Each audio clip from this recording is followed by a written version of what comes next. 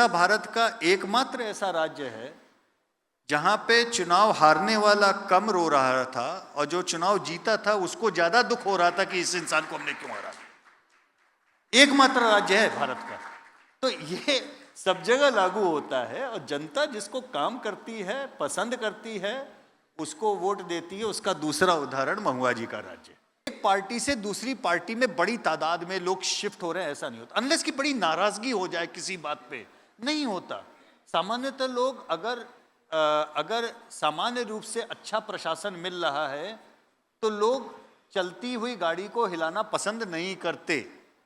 इस राज्य से ज्यादा बड़ा उसका उदाहरण क्या है? ये दिल्ली का जो नतीजा है। 10 साल तक, बाय द वे 10 साल तक हमारे इंडिया टुडे सी वोटर MOTN में देश के नंबर 1 मुख्यमंत्री का खिताब माननीय नवीन बाबू को मिला। ठीक है, किसी भी क्लास में कोई एक टॉप करता है तो बाकी क्लास वाले जलते हैं, शिकायत करते हैं, ये आप जानते हैं। 10 साल तक मुझसे कई बार ये पूछा गया, यू आर प्लेइंग फेवरेटिज्म। ये आरोप लगे मुझे, यू आर प्लेइंग फेवरेटिज्म। और सच्चाई ये है, आपको बताएं, 10 साल तक सी वोटर MOTN में नंबर 1 मुख्यमंत्री का खिताब नवीन बाबू को मिला और व्यक्तिगत रूप से आज तक मैं नवीन बाबू से मिला नहीं हूं। कार्यक्रमों में वहां सामने बैठा था, ऐसा 2-4 बार हुआ, दूर से दर्शन हुए हैं, लेकिन मैं आज तक उनसे मिला भी नहीं हूं।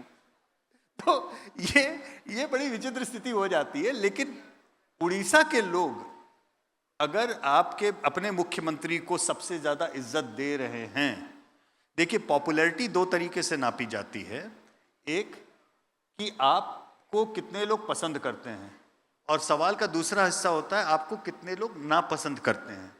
पसंद करने वाली संख्या से नापसंद करने वाली को माइनस किया जाता है, उससे आपकी नेट पॉपुलैरिटी आती है। तो किसी भी पॉपुलैरिटी में, खासतौर पे नेताओं की, आगे रहने की पहली शर्त है कि आपको अजात शत्रु होना पड़ेगा।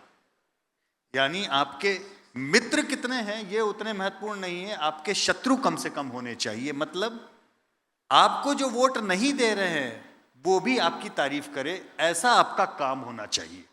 इस लेवल पे आकर के नवीन बाबू ने जो इतने साल तक यहां काम किया, ये उड़ीसा भारत का एकमात्र ऐसा राज्य है जहां पे चुनाव हारने वाला कम रो रहा था और जो चुनाव जीता था उसको ज्यादा दुख हो रहा था कि इस इंसान को हमने क्यों हरा। एकमात्र राज्य है भारत का। तो ये सब जगह लागू होता है और जनता जिसको काम करती है, पसंद करती है, उसको वोट देती है। उसका दूसरा उदाहरण महुआ जी का राज्य। हमने लगातार इस बात को हर बार के ट्रैकर में बोला और मैं मंच से भी ओपनली बोलने में मुझे कोई गुरेज नहीं है।